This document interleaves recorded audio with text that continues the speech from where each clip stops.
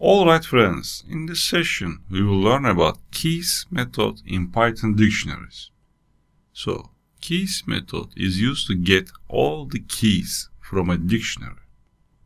It returns a special view object containing the dictionary's keys. So, let's use it. I want to get all the keys. So, I define a variable, capital keys, and then I use what's my dictionary name, capitals, and then I use keys method.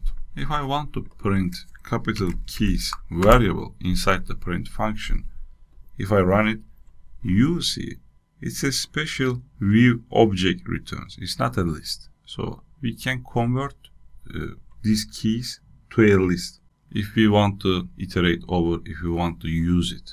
So how can convert it? I can use list method here, and then inside the parentheses I take it and paste it.